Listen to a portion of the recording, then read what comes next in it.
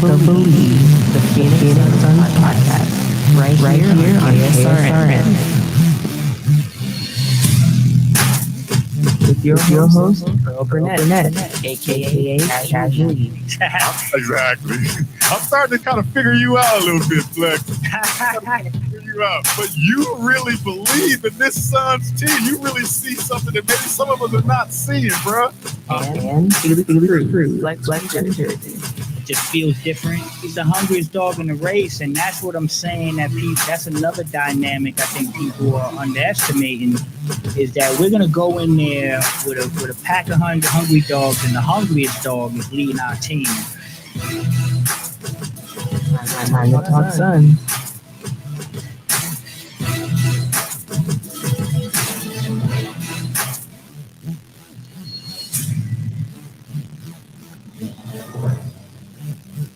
I want to go down there and destroy everyone in our way.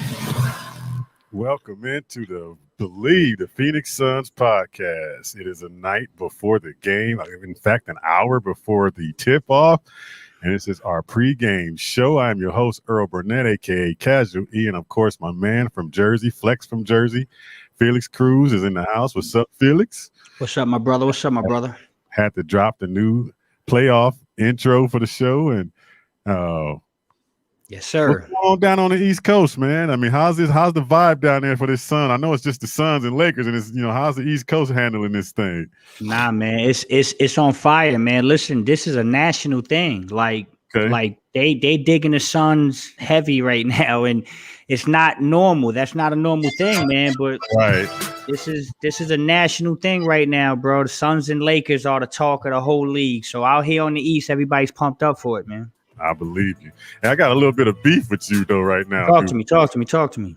Man, what's wrong with the gear, man?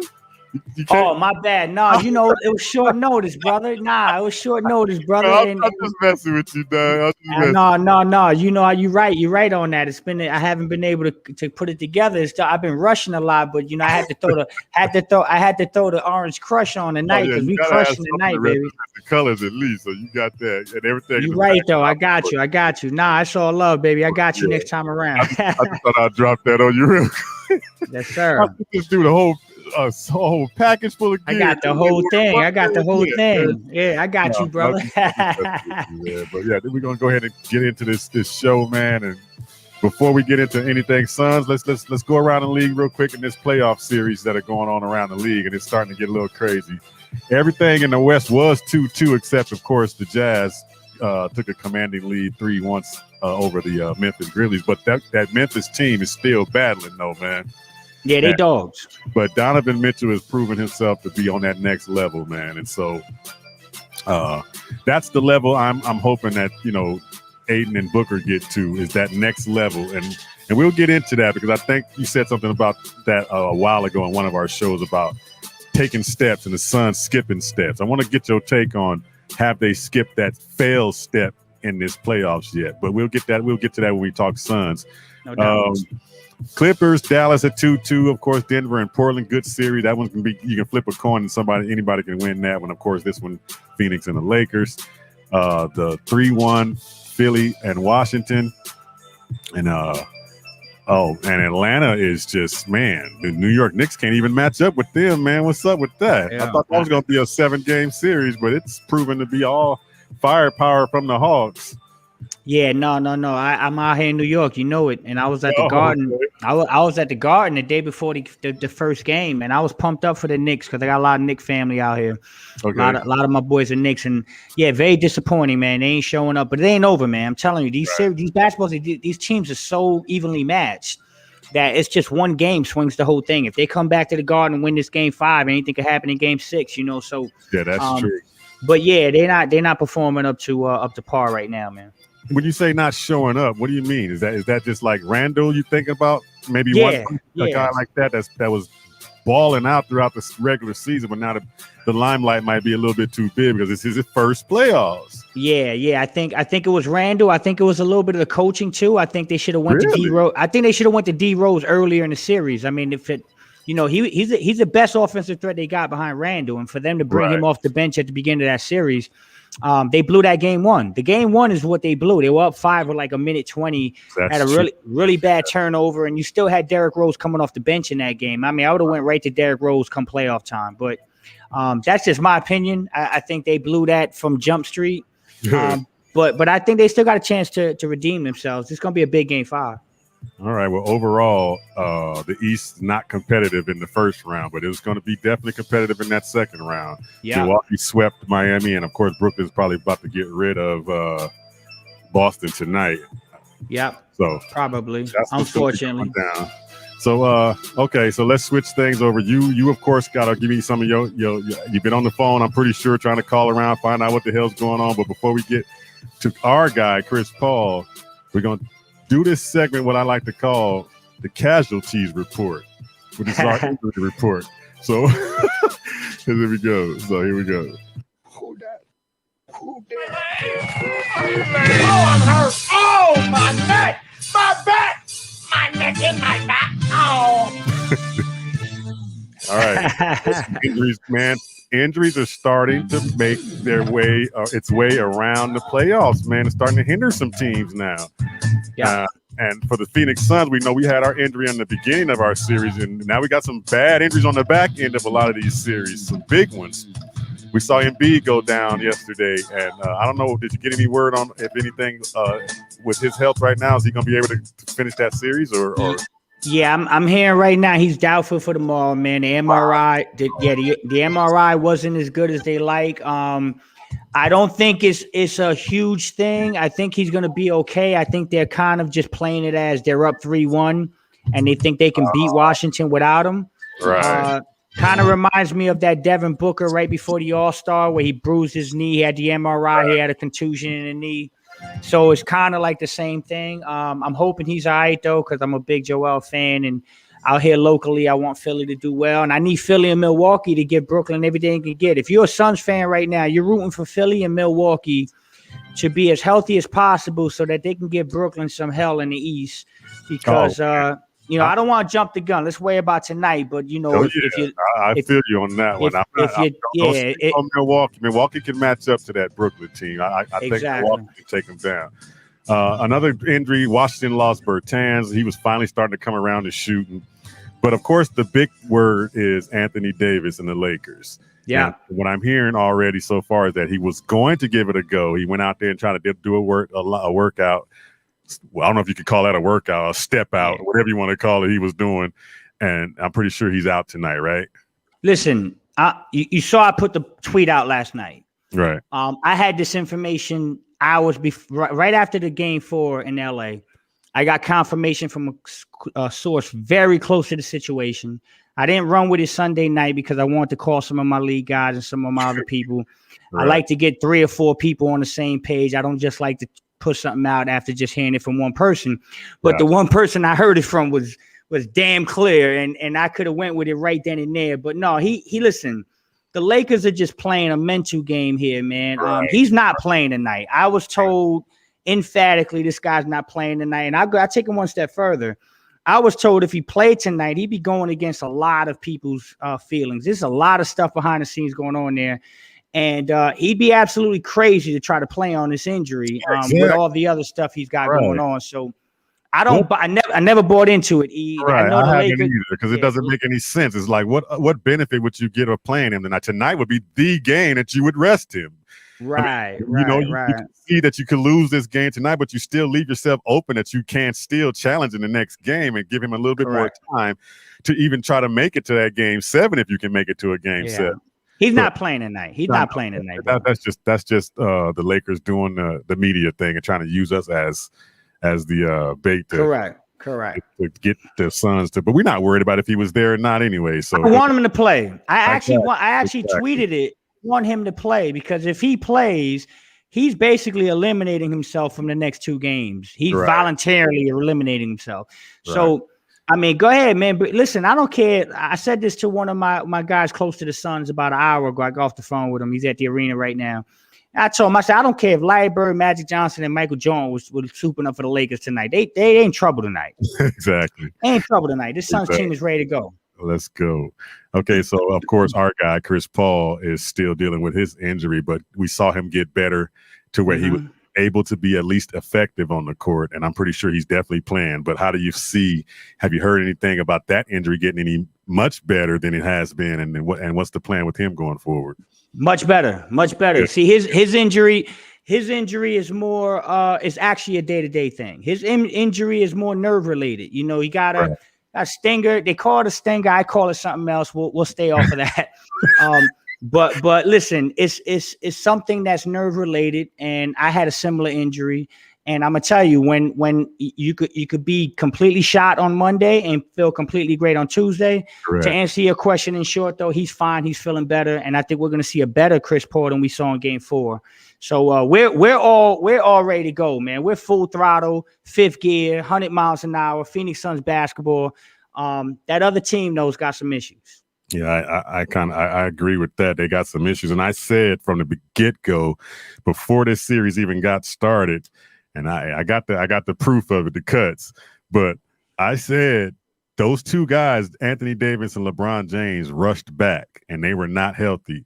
And you can't just jump out there and play playoff basketball having not been in some form of rehab or some form of getting yourself ready to play regular season games, then playoff games, and they haven't had the chance to do that. They rushed back because they were dropping in that seeding too bad, and they know if they had stayed out any much longer, they probably would have missed got the A seed and probably would have a chance of not even making the playoffs. So they came back, and now they're suffering that consequence of those bodies are breaking down. I mean, they went through a whole grueling series last year and started early again this year, and now here they go again. Their bodies are breaking down, and it's that time, man. They don't have any energy left or any bodies left healthy wise to come get those guys ready and finish this series. So I knew they were going to, at some point, an injury would take place with one of those guys because they were not healthy to begin with, and Anthony Davis is so fragile to begin with. So but anyway. No, I mean we talked about it a little bit.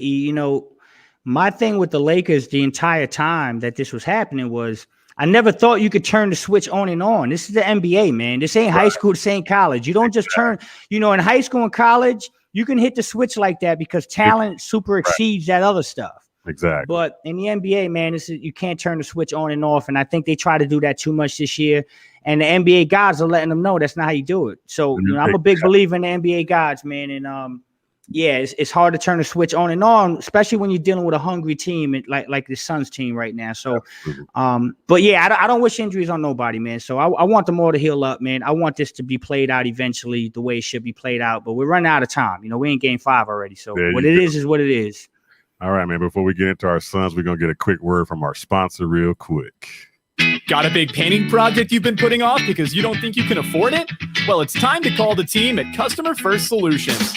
Customer First is your one-stop shop for all home repairs, from full interior and exterior painting to handyman services, drywall repair, electrical, and plumbing. Customer First has the most competitive prices in the Valley. Your flat rate quote is based on the square footage of your home, and that includes wall repair. All Customer First technicians are licensed, bonded, and fully background checked for your assurance.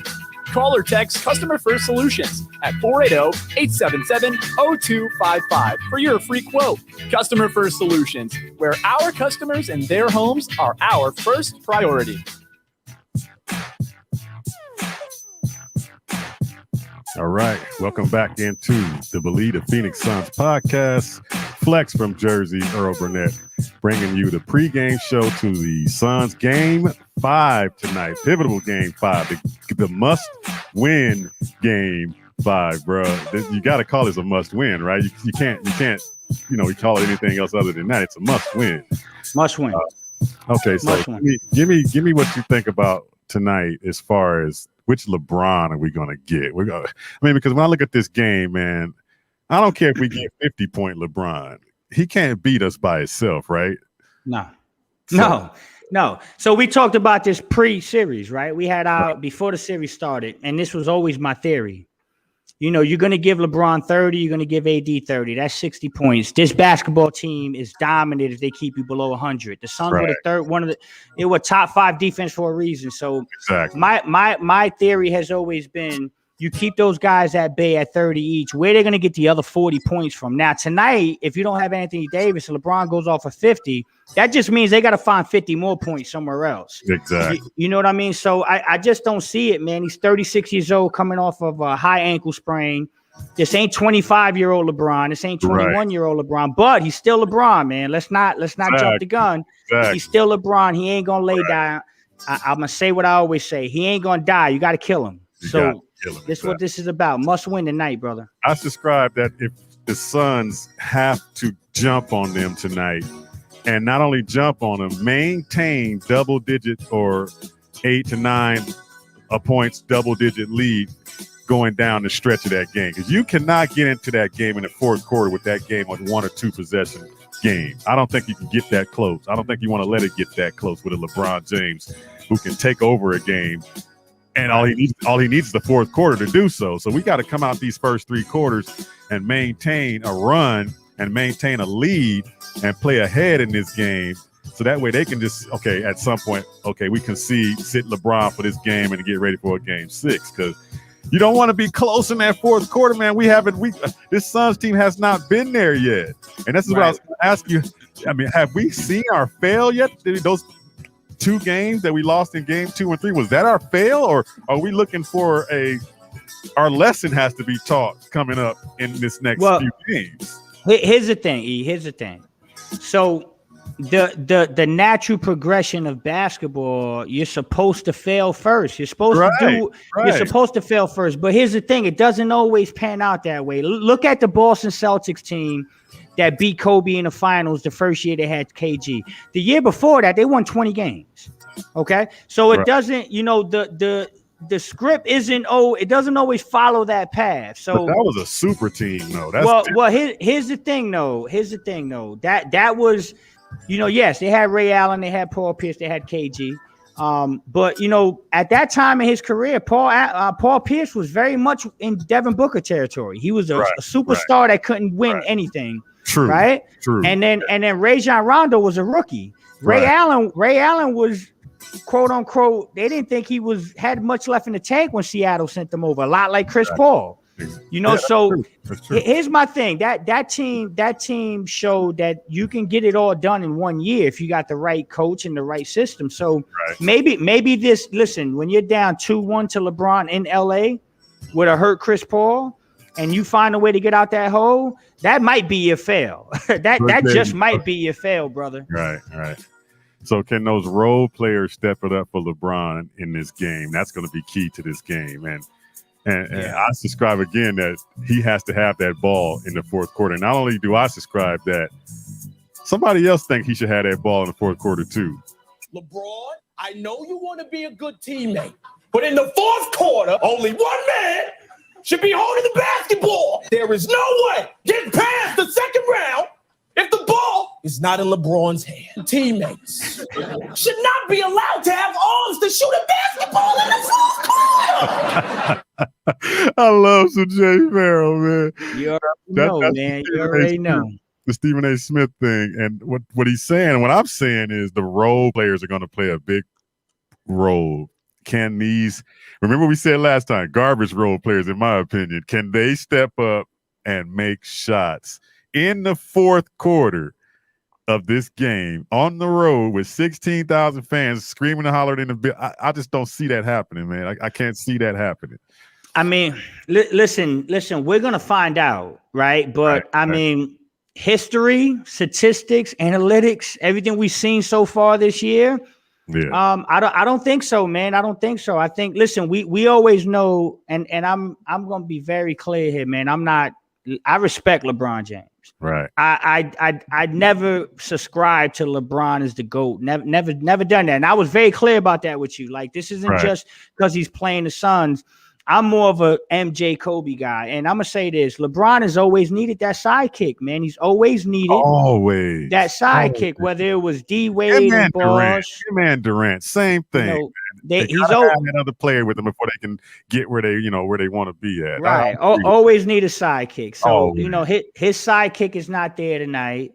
And so now your sidekick becomes Kyle Kuzma, KCP, Markieff Morris. And I'm gonna say, if those guys beat you tonight, shame on you, Phoenix. On you, sons. Shame on you, Phoenix, if those guys beat you. So I want those guys to beat me. I'm gonna take the ball out of LeBron's hands, and I'm gonna dare those guys to beat me. And if they beat me, they beat me, bro. Okay, that's what I was about to ask you next. Is that the strategy? Because do you want to just go ahead and load the box on LeBron and keep him bottled up, or do you want to go ahead and give him 40 points and lock down the supporting cast? Yeah, I want to keep the supporting cast low. So I'm going to play LeBron straight up and let him earn his points. If he gets 30, he gets 40, so be it. But I'm going to clamp Dennis Schroeder. I'm going to clamp KCP. I'm going to keep Kuzma out of his rhythm. I'm gonna clamp those guys, and I think that's what the Suns are gonna do. That's been the plan the whole series, actually. So I don't think we should change it now. Play what you've been playing, play your defense, lock in, go to a zone when you need to. I mean, we use the zone a lot with Anthony Davis, but now that Anthony Davis is gone, we're not probably gonna have to jump into the zone that much. Rim for sure. Yeah, exactly. Attack the rim. So we got some dope guys. We got some dope stuff going on in the comments, man. We got definitely holler at our guys in the comments when you get a chance. I'll get it up there in a second. I just want to give you. Here's what. Yeah, of course. Let's go. Mikal Bridges said this today or yesterday in the presser. Well, when I was in the presser, as far as talking about covering LeBron. Yeah, I mean, like every game is obviously a challenge, but just knowing that it's not one-on-one. I know I got 4 other guys behind me that's, there. So, I think he would be more aggressive if that happens. But, I think just our team defense overall and just how we play together, I think is going to help it out. He's going to play a big part of in that aspect with LeBron tonight. And I like what he said. It's not me one-on-one with no LeBron. It never has been. It's got to be the whole team. So I think that may be the strategy tonight, is to still do the same thing you've been doing. Just don't let him have free reign to just put his head down and every play get to the rim. I don't think he can do that anyway with his health, but still, I think the team, if they keep him on lock and just keep those role players under control, man, it should be a blowout. And then the Suns have to show up with their. We haven't had one good shooting game yet, and I know this team is capable of having one of those crazy 3-point 20-something threes in a game. It's in them. It's coming. It's coming. I'm hoping that's tonight, man. I'm hoping that's tonight. Let's look at some of these comments too. Go ahead. No, I was gonna say, you would hope, because we haven't shot the ball well through 4 games. We haven't done that. But the one caveat to that I will say is that these first 4 games have showed us how much Chris Paul really means to this basketball team, because it's no coincidence that those guys started to kind of turn the corner in the game that Chris Paul was the most healthiest, right? So I expect him to be a little more healthy tonight, and I expect them to turn the corner a little bit more. I'm going to say this. I think Book's going to be fine. DA is going to be fine. And CP is going to be fine. I think we could bank on Campaign. The guy's been terrific this series. Yes. He's been there every game, yeah. Right. So we need one more. We need Jay Crowder, Cam Johnson, or Mikal to have a double-digit game. And I don't think the Lakers can hang with that depth. And then we're gonna throw the house. We're gonna throw the kitchen sink at LeBron. You're gonna see a little bit of Jay Crowder on him. You're gonna see Mikal on him. You're gonna see Torrey Craig on him. You're gonna see some DeAndre Ayton on him. If there's no DA, if there's no Anthony Davis there, you can shift DA onto LeBron in spots.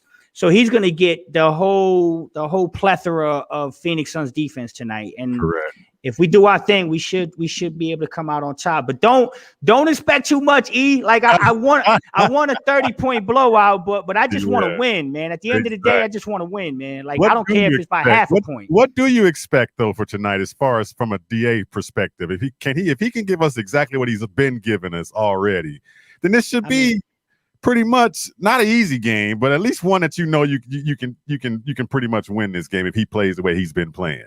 We need, and of course, I don't look at it and say we need Devin Booker to step up. No, we need him to get more help, because the Laker defense has affected Devin Booker to a point. Not saying that they're shutting him up, but they're playing him in a specific way to take him out of a game.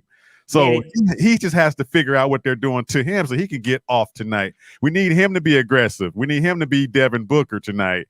And we need Chris Paul, of course, to be the general. And we need that same DA with the 17 plus rebounds and in the paint. And everybody pretty much attack the paint and don't settle for that 3-point all night. Right. So here's the thing.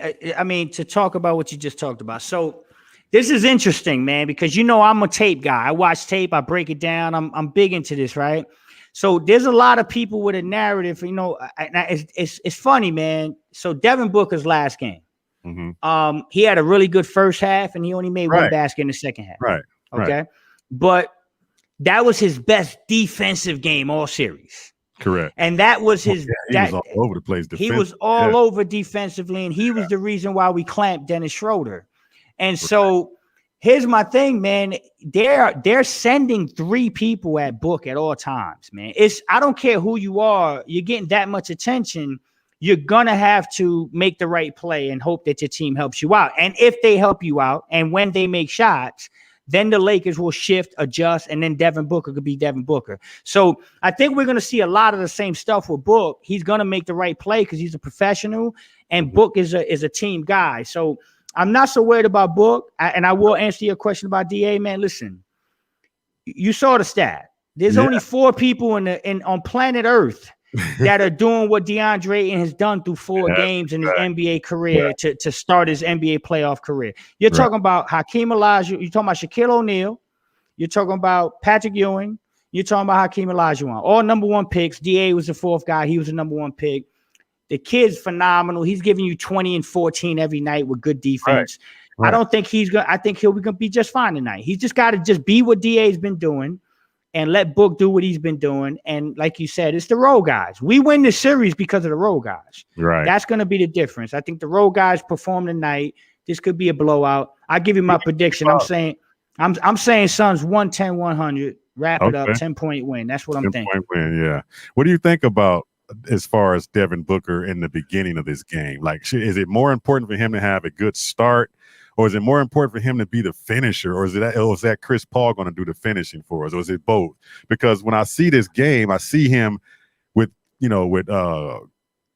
Pope coming back tonight. He's supposed to be playing. Cortavious Caldwell. Yeah, Pope. He's playing. He's going to start. You got to attack that dude, right? I mean, if you're Booker, you want to attack that guy. He's supposed to be hurt. Let's see if he's hurt and attack that dude so they can show that he's still hurt and they can get him out the game. And you just keep fouling these dudes out one by one. Book's got to be really, he's got to be as aggressive as he was in game 1 or a little bit more.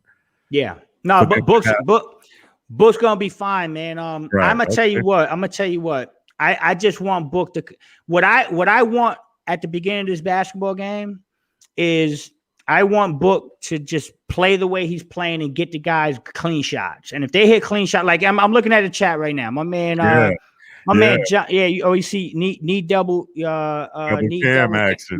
Double cam. That's my man's knocking down stand threes. That's my man, Sunderland Stunks too. Shout out to my boy, man, always following through, man. That's my guy. I'm looking at this one right here though. Suns going, John Jimenez. He's saying Suns going to hit 11 threes and break that funk. Well, you know what, John? That's a great point because the Suns, my key stat before the series started, I told you this, right, was 10. If they hit more than 10 threes in the game, I think they win the game, no problem. I know I've been getting free burgers from Carl's Jr. every damn time they play. So where's that 10 threes at? So and respect the Lakers, though. This is the best defensive team in the league. Okay, True. They are the best defensive team in the league. They do close out on that 3-point line. Right. So you got to move the ball very efficiently to get an open 3. So, absolutely. But I still think that they got enough guys that can run off when they get run off that 3 to make a play with the ball. That should be your first thing is to attack coming off the 3-pointer and getting into a closer mid-range or finding somebody or getting DA underneath or whatever. Well, I just don't want them to settle for the 3 because it's the 3-pointer is your knockout punch, and you can't try to go get the knockout punch early, at the first shot. You got to build it up to that knockout punch and then take them out. That's a great point, Earl. And I was having a conversation with somebody with the Suns today, and the first thing I told him was, great point. Yo, E, you nailed this because the conversation was about Jay Crowder. Okay. And I said, the funny thing is, Jay Crowder came out and bricked his first 3-4 shots in that game in game 4. And then you know what happened? He had 2 straight cuts to the basket for layups. Right. And as soon as he got those layups, his confidence came back. Yep. As soon as he got to the basket and got a layup, and the same thing happened with Mikal, you start seeing the things start to flow better. So for Mikal and Jay tonight specifically, that's what I want. I want them to attack the basket, get to the free throw line, maybe get a couple back doors to get them going first, and then let it fly. And if we let it fly, like my man John said, John and Menace, we gonna pack this up early. If the Suns can hit 10+ threes tonight, Lakers in trouble, man. They in trouble. Like what Sean is saying here too. My man Sean's in the house. Yeah, Big Sean. What's up, Sean? Don't double LeBron. Oh, that is good. I like that. Because don't need to. Why would you have to? Don't need to. Why would you have to? Don't give that Laker team any life if somebody can get hot like a Matthews or a Caruso can get hot. I mean, watch Ben McLemore in this game. Keep your eye on that dude. Don't let him just get those wide open threes because that dude can light it up. Right. So I agree. Do not double that dude. Just let Mikal play him up. Let Crowder play him up. Crowder, and one thing I can say about Crowder has not been intimidated by LeBron James. Never has his whole career. Even though LeBron could be clowning and he doing all this little dancing, blah, blah, blah. It don't matter. Hey, you know what, E? Okay, all right, whatever. I'm gonna tell you something, E. I'm a big boxing guy, right? Right. And when I watch a boxing fight, I got a nephew who boxes too. Shout out to my nephew Kenyon, man. He's probably listening right now. But listen, when you watch a boxing fight and you see a guy get punched really good, and you see that guy laugh when he gets punched, that means it hurt. That means it hurt, right? You know what I mean? When you get that good punch and you see that guy laugh after he takes that punch, right? That means that hurt. And that's the LeBron dancing and the celebrating and all that jawing. Right. That means Jay's in his head, bro. Okay. That means Jay's in his head. So as long as he's doing all that, I'm happy because that just means Jay's in his shorts. And Jay Crowder's a dog. He's been doing it his whole life. He's been dealing LeBron since LeBron was in Cleveland, bro. Exactly. I love when the listeners give us stats and numbers and stuff too, because sometimes I have time to come in and dig that stuff up sometime. And my man here is giving us Thunder and Stunks. That's my guy, man. Exactly. I'm telling you, that's my guy. Where that game is got to be coming at some point. Like we said earlier, that 3-point barrage type of game has to be coming at some point. But we got a few minutes here before this thing gets to jumping off, and I know you got to get ready to prep because you got show after that, and you got to do all your flex stuff that you do when it comes to that. But before we get out of here, man, we're gonna have a little bit of fun and do the segment that I love that I haven't done. Sean and I do it all the time. This is our can't get right. Some people that just can't get stuff right. Here's to those who just shooting on his head. That must mean can't get right. Can't get right. That's the kid's name? Yep. No, can't get right. You can't get right. It's you, baby. You can't get right. Can't get right. Can't get right. Man, I got to start off with the first thing that fans in the stands can't get right, man. What the hell is going on around the NBA where all these fans want to get their dang face on the TV and throwing stuff at the players? Have we been tied down in our houses that long where people can't control themselves anymore, dude? What's going on? Shameful stuff, man. Shameful stuff, man. Yeah, like, listen, I'm all for if you pay the price of admission and you go to a game, you can do certain things because you paid your hard-earned money to go there.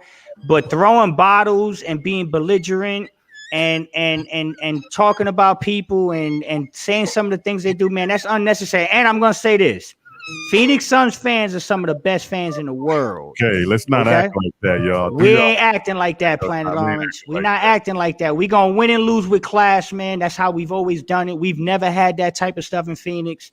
And I don't anticipate it happening tonight. But yeah, shame on these guys, man. They get their 15 seconds of whatever they want to call it. It ain't fame.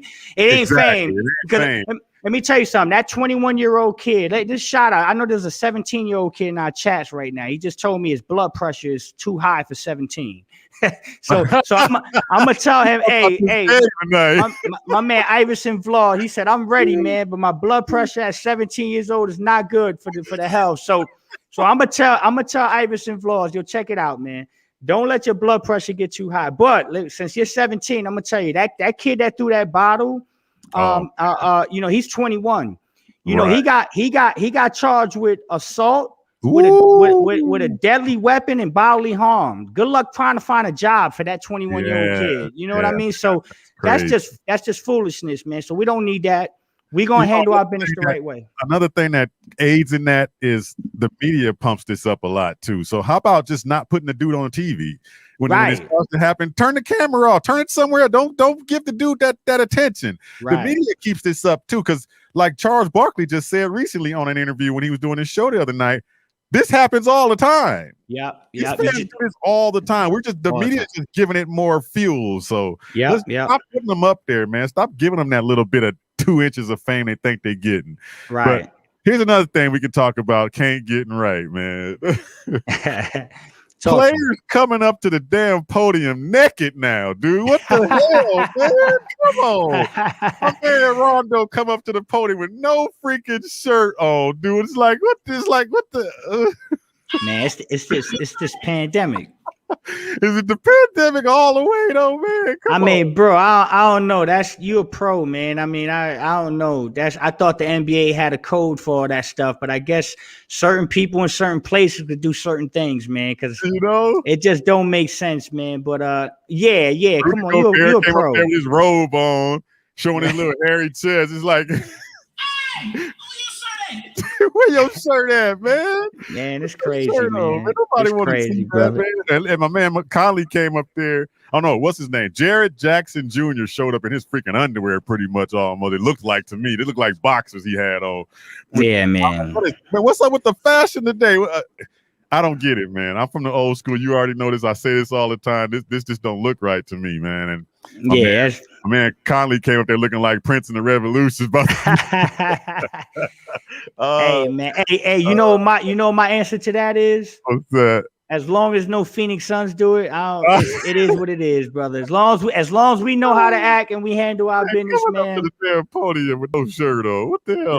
Right. I'm excited for tonight, E, man. We gonna get this going, man. The last thing we got to do, can't get right, man. I know you're gonna have a take on this. Let's go. Thing is superstars that's supposed to be superstars gotta know how to shoot free throws. Oh my God.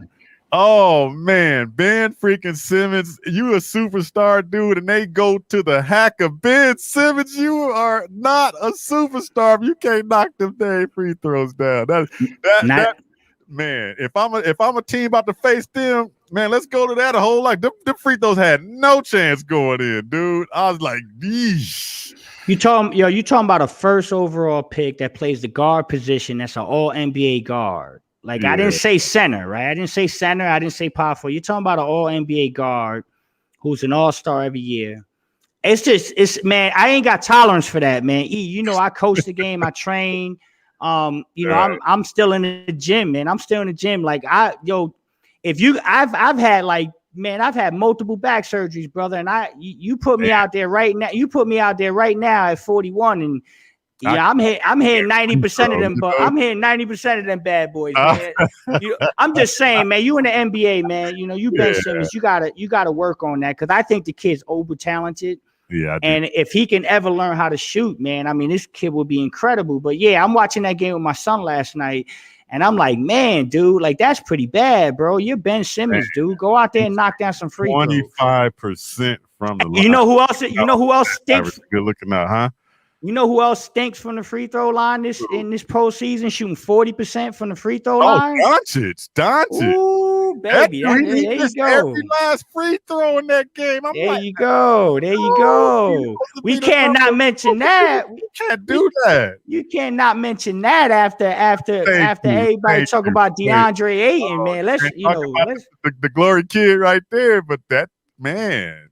Yeah, let's go, man. There's teams that are going to look at that as strategy down the line. If you can't knock down them free throws, man. Eesh.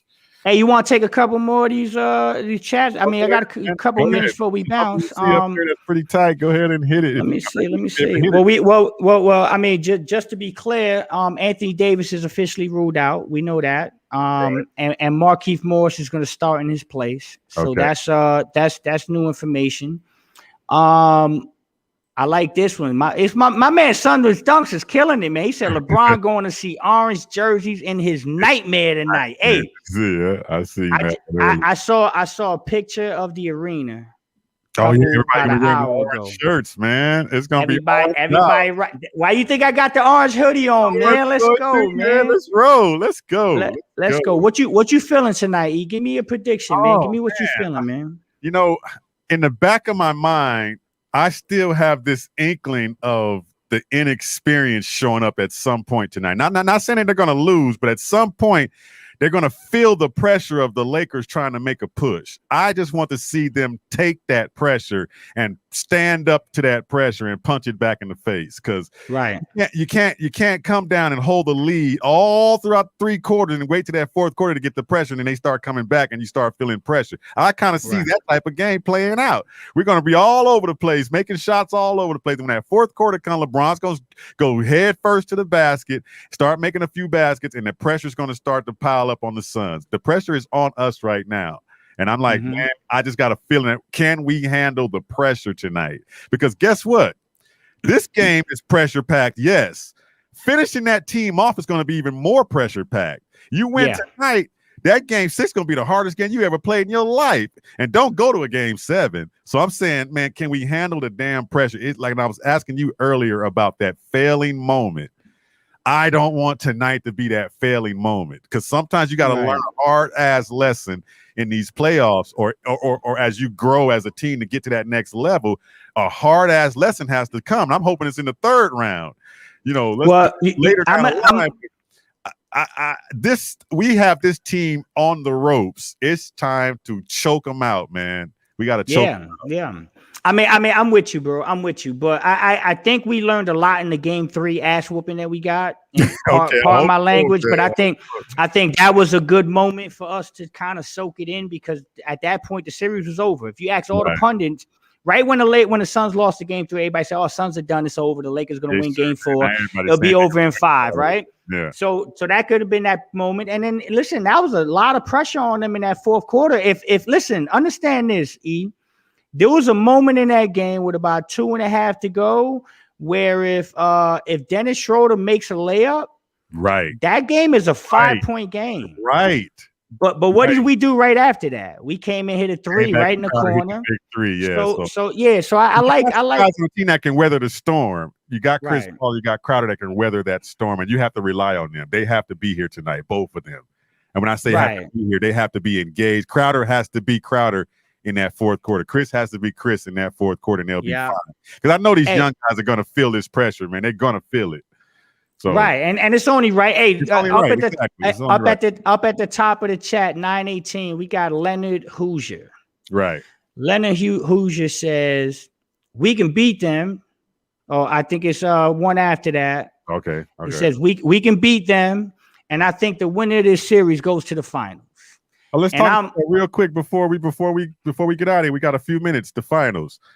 Is there another team? Because, dude, you were saying it we were talking before the playoffs came up and all this, and I'm looking at, man, you get past this Laker team. Is there another team that could beat this Suns team 4 times in a series? And you said that earlier in the year before these playoffs started. You was like, I don't see another team other than the Lakers, and you said it, other than the Lakers, that could take us down in 4 games in a series. And I'm like, and I start thinking, all these teams, even in the East, I'm going, I don't think there's a team out there that can beat this Suns team 4 games in a series other than that Laker team and possibly the scary team, the Clippers.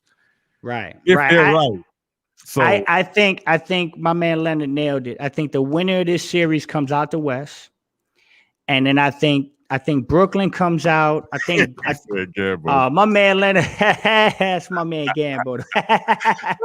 I think Brooklyn's got the path in the East, and I just want them to get some competition. I want them to have to go through. This is what I was saying when the show first started. I don't want to jump the gun here, but let me just break this down for real quick in a second. I'm trying to say. Yeah, go ahead. The Suns get through the Lakers. I believe that whoever wins this series is the best team in the West, and they'll figure out, because it's going to be hard to beat any of these teams in 4 games. Now, in the East, you got Brooklyn. The thing I'm saying about Brooklyn is if the Suns were to make it to the finals and they matched up with Brooklyn, you want them to have to play Philly and Milwaukee to do it. Right. And that's what's probably going to happen. So if they got to go through Philly and Milwaukee and then the finals, that's your best chance. So, but let's not jump the gun. We got to win game 5 before we can do that. I'm going to tell you, I actually, like I said, you got to fail before you succeed. I actually see Brooklyn going down in that series against Milwaukee. See that. I can see that happen because Drew Holiday and PJ Tucker are going to lock them dudes up. And when it comes to that pressure of getting locked up, the Nets play too much ISO ball for me to win a series against a team that plays together like Milwaukee plays together defensively. Yeah, I agree. I like Milwaukee's chances. I like Milwaukee's chances. That might be an upset.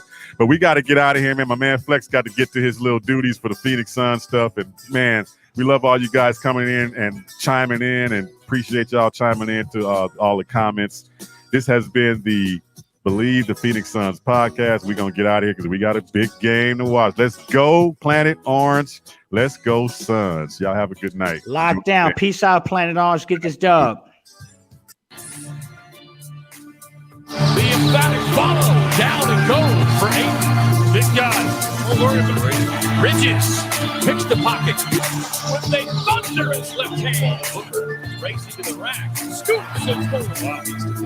From far away. Booker drills it. Think about it. Oh, no, he did. Booker's not right. Chris Paul, it's not right. CP3, stop it. CP3, stop it, baby.